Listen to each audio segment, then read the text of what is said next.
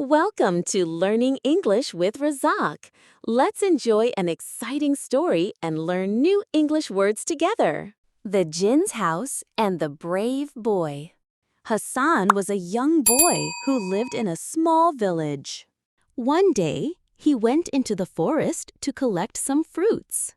The forest was dark, and he saw a strange black hut.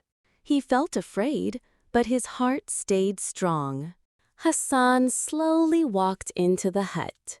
Inside, he saw a big jinn sleeping.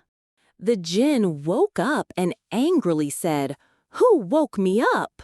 Hassan politely replied, "Me, I'm sorry. I was just looking for fruits."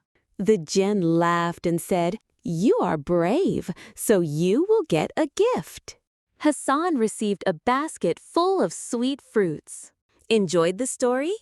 Don't forget to like, share, and subscribe to Learning English with Razaaq for more fun English learning stories.